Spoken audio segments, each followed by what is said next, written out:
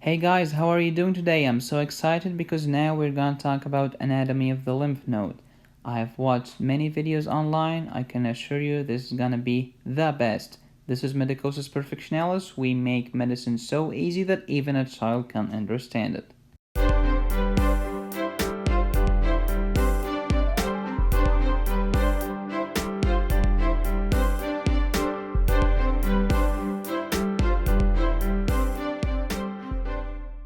Here is where I get my info. These books are the best for anatomy. Check the links in the description.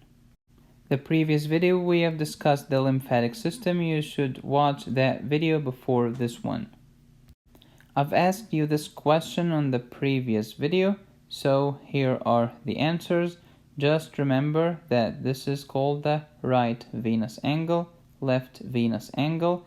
The lymphatic vessels will drain here, the right lymphatic duct, and here into the thoracic duct.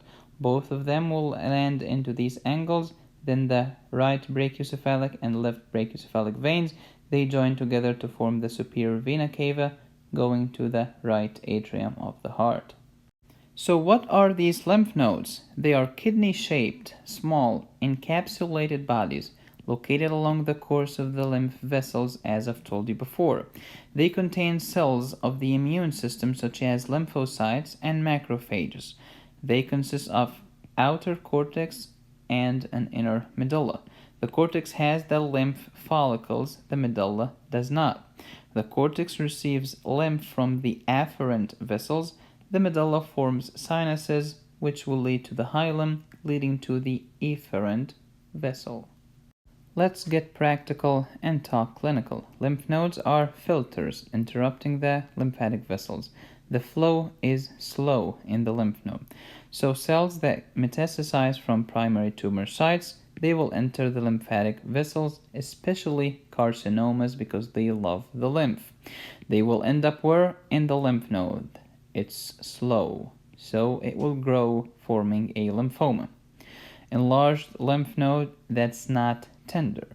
On the other hand, lymph nodes that drain infected sites, leading to lymphadenitis, these lymph nodes are tender. So, in both cases, whether cancer or infection, the lymph node is enlarged. However, in lymphoma, it's not painful to touch, while in infection, it is tender. Lymph nodes can become diffusely enlarged in systemic illnesses such as viral infection. What's the purpose of lymph nodes? They are centers for antigen presentation, lymphocyte activation, differentiation, and proliferation, because the lymphocytes, they start as naive cells. These naive cells need to grow up and mature. How do they grow up? By recognizing the antigen. When they recognize the antigen, they mature, they develop memory cells, and everything works fine. So they generate mature antigen-primed B and T lymphocytes. Your body has approximately 450 lymph nodes. The highest concentration of lymph nodes is near the viscera, especially the mesenteries. By the way, how many bones do you have? The answer is 206. How many muscles do you have? And the answer is around 600. Many students get confused when we talk about stroma and parenchyma. It's so easy. Stroma is the connective tissue matrix. It's the structure. It's the foundation on which we're gonna lay the parenchyma. So here's the stroma, and here is the parenchyma.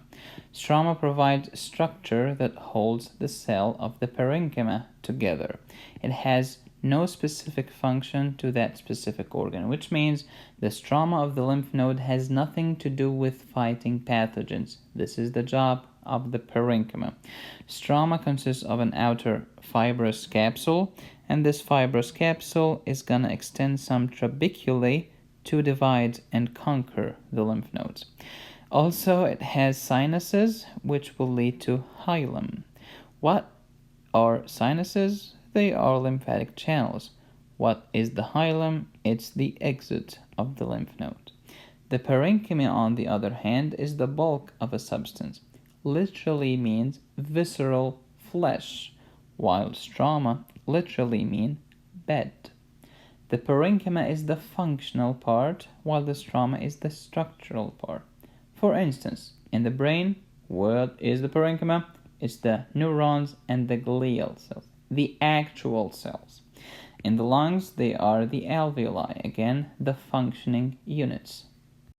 Now let's go to the hard stuff. So here we have the nice lymph nodes, again, afferent lymphatic vessels, efferent lymphatic vessels.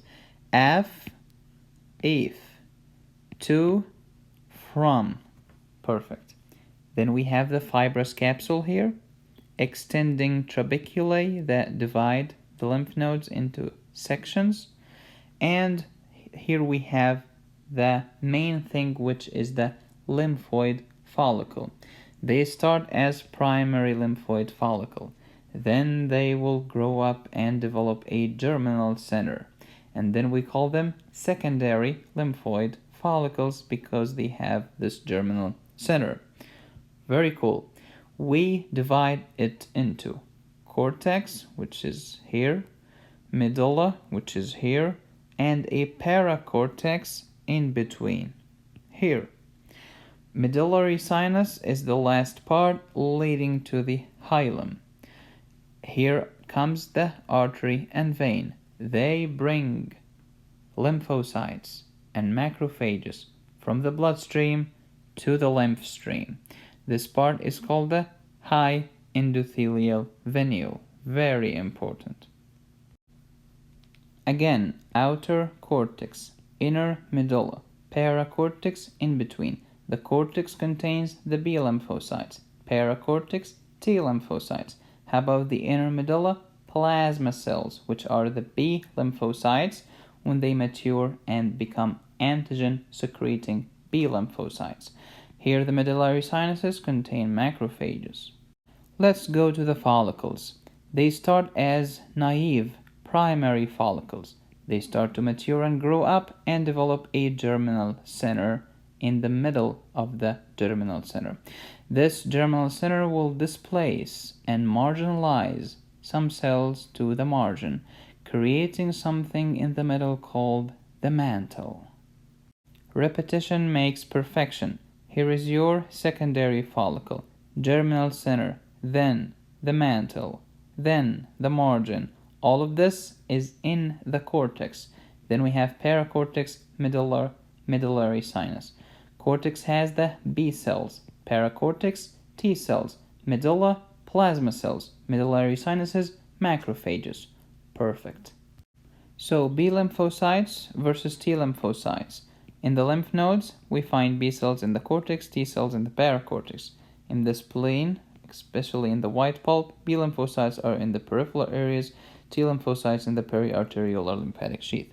If you can notice, T lymphocyte is always in a P. It's in the paracortex or in the periarteriolar whatever. Each organ in your body will drain into the local lymph nodes. So if we can study these structures and where do they drain, we can tell if these lymph nodes are enlarged, what kind of organs may be involved. So for instance, if you have breast cancer, axillary lymph nodes may be involved. That's why a physical exam of the breast always includes the axillary lymph nodes. Lymphatic drainage. All of your body drains into the amazing, glorious thoracic duct, except for the upper right quadrant, which drains into the right lymphatic duct. Both of them will drain into the superior vena cava towards the right atrium. Let's do some clinical correlation. Cancer spreads either by contiguity, which means to the local structure, or metastasis, which means to distant structures. Lymphoma, which is a type of cancer, can spread by either contiguity, such as Hodgkin's lymphoma, or metastasis, such as non-Hodgkin's lymphoma. Carcinomas love to go to the lymph. Sarcomas, they like to go to the blood, especially veins, because they are weaker. Since they go to veins, they will land in the liver or in the lungs. That's why most common locations of secondary sarcomas are lungs and liver. Makes perfect sense. Cancer in the lymph node could be primary or secondary. You need a biopsy to tell. To biopsy a lymph node, never use a fine needle aspiration, you need either an excisional biopsy or a core needle biopsy. Stay tuned for the next video. We're gonna talk lymph. Your feedback means the whole world to me, so let me know below in the comment section. Please subscribe and hit the bell to get notified. I'd like to see you on Facebook as well as all of these platforms. Please consider supporting this channel on Patreon. This is Medicosis Perfectionalis. Be safe, stay happy, and study hard.